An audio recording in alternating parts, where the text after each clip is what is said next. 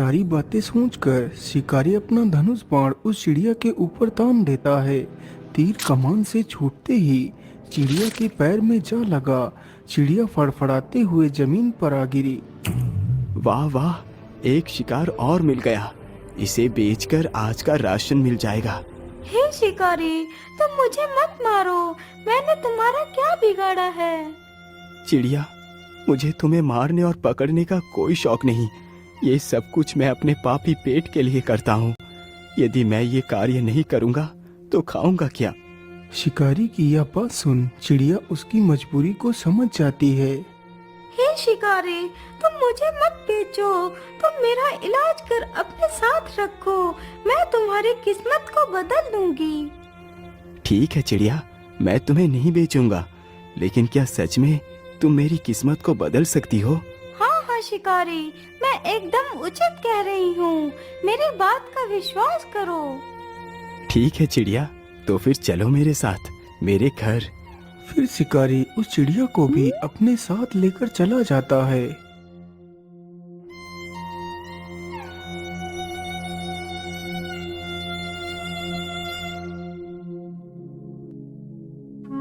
चिड़िया, तुम इसी स्थान पर बैठो, मैं तुम्हारे घाव पर दवाई लगा देता हूँ। इतना बोलकर शिकारी चिड़िया को वहीं पर बैठाकर दवाई लेने जाता है।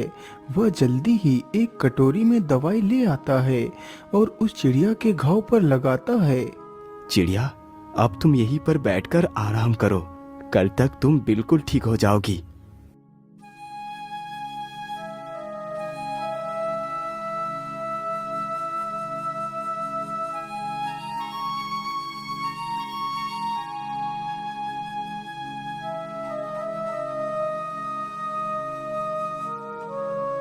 अरे वाह चिड़िया, तुम तो एकदम ठीक हो गई।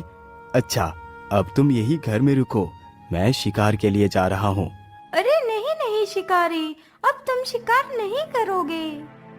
लेकिन चिड़िया, यदि मैं शिकार नहीं करूँगा तो पैसे कहाँ से आएंगे? तुम शायद भूल गए कि मैंने तुमसे कहा था कि मैं तुम्हारी किस्मत को बदल दूंगी। हाँ हाँ, मुझे याद है, लेकिन तुम करोगी क्या? शिकारी, तुम जाओ और बाजार से ऊन खरीद कर ले आओ। लेकिन चिड़िया, मेरे पास तो 1 रुपया है, इससे कितनी ऊन मिलेगी? अरे 1 रुपए में जितने भी ऊन मिले तुम बस ले आओ। अच्छा ठीक है चिड़िया, मैं ऊन लेने के लिए जा रहा हूँ। इतना बोलकर शिकारी वहां से चला जाता है। कुछ समय गुजरने के बाद वह ऊन के 4 गोले लेकर आ जाता है। चिड़िया ये लो, मैं ऊन ले आया हूँ। ठीक है, तुम इस ऊन को यहीं पर रख दो। मैं रात को इस ऊन का उपयोग करूंगी।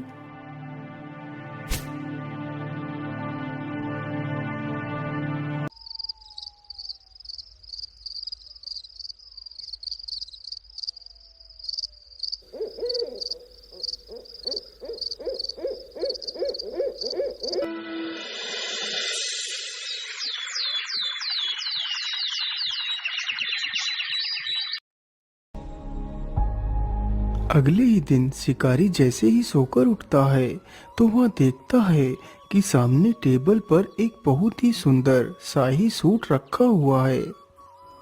अरे, ये इतना सुंदर शाही सूट किसका हो सकता है, जबकि यहाँ तो कोई नहीं। अरे चिड़िया, ये शाही सूट कौन लेकर आया? अरे शिकारी, तुम ज्यादा अचंभित मत हो। ये सूट मैंने ही बनाया है। क्या ये सूट तुमने बनाया है?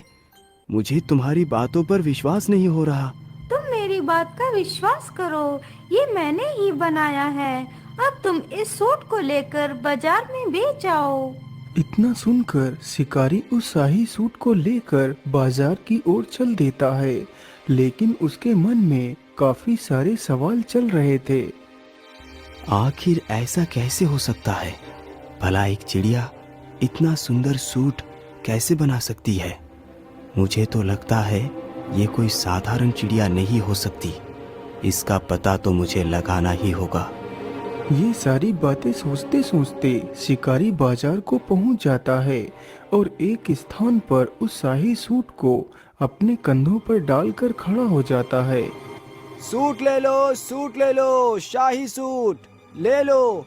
ऐसा शाही सूट आपने कभी नहीं देखा होगा। शिकारी की यह बात सुन उसके पास काफी सारे लोग इकट्ठे हो जाते हैं। अरे वाह, वाकई ये सूट तो कितना सुंदर है। मैंने आज तक इतना सुंदर सूट नहीं देखा। अरे भाई, इस सूट की क्या कीमत मांग रहे हो? अरे भाई, ये सूट 20 मोहरों का है। अरे भैया, मैं 20 मोहरे तो नहीं दे पाऊंगा, लेकिन हाँ, इसके लिए मैं 5 मोहरे अवश्य दे सकता हूँ। तभी वहाँ पर राजा का मंत्री आ जाता है। अरे वाह, यह शाही सूट तो कितना आकर्षक है। मैंने आज तक ऐसा शाही सूट नहीं देखा। यदि मैं ये सूट राजा को दूंगा तो राजा बहुत प्रसन्न होंगे। अरे भाई, तुम इस सूट की क्या कीमत मांग रहे हो? भैया, इस सूट की कीमत मैंने 20 मोहरे रखी है। ठीक है, ये लो 20 मोहरे और ये सूट मुझे दे दो। शिकारी जल्दी ही उन 20 मोहरों को लेकर उस शाही सूट को उसे दे देता है। अरे वाह, एक सूट तो 20 मोहरे का बिका। 20 मोहरे तो कमाने में मुझे वर्षों लग जाते। मैं ऐसा करता हूँ, फिर से ऊन खरीद कर ले चलता हूँ। आज तो मैं पता लगा कर ही रहूंगा इस चिड़िया का सच क्या है। अरे चिड़िया, तुमने तो कमाल ही कर दिया। तुम्हारे द्वारा बनाया गया सूट 20 मोहरों में बिका है। मैं और भी ऊन खरीद कर लाया हूँ। जैसे ही आधी रात गुजरती है तो वह शिकारी झूठ मूठ सोने का नाटक करता है। उधर वह कबूतरी भी शिकारी के सोने की प्रतीक्षा कर रही थी। मुझे लगता है शिकारी अब सो चुका है। चलो अब मैं अपने वास्तविक रूप में आ जाती हूँ। इतना बोलकर कबूतरी एक सुंदर राजकुमारी का वेश धारण कर लेती है और चुपचाप उस ऊन के वस्त्र बनाने लगती है। यह सारा दृश्य सत्या चुपचाप फटी आंखों से देख रहा था।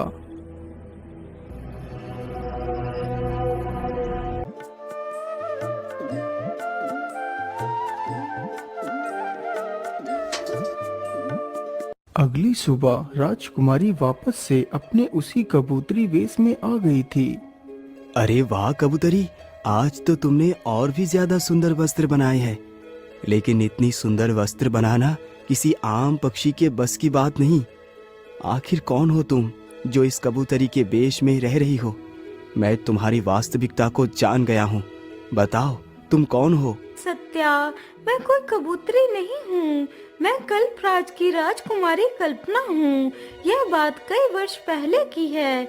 मेरे पिता राजा वीर प्रताप को कोई भी संतान नहीं थी।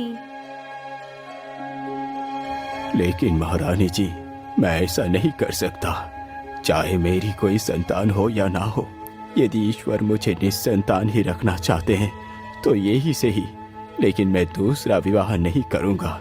लेकिन महाराज, क्या आप अपने वंश को अपने तक ही सीमित रखना चाहते हैं? क्या आप नहीं चाहते कि आपका वंश आगे बढ़े? आखिर आपके बाद आपके राज्य को कौन संभालेगा? लेकिन महारानी जी, इसके लिए हम कोई ना कोई उपाय अवश्य निकालेंगे। लेकिन मैं दूसरा विवाह नहीं करूंगा। हम आज ही उन पहाड़ी वाले बाबा के पास जाएंगे। मुझे पूर्ण विश्वास है कि वो हमारी मदद अवश्य करेंगे। इतना बोलकर राजा अपनी पत्नी के साथ रथ पर सवार होकर निकल पड़ता है।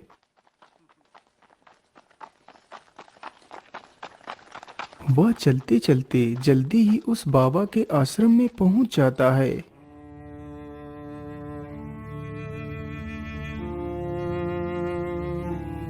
बाबा, मैं बड़े ही विचित्र संकट में आकर फंस गया हूँ।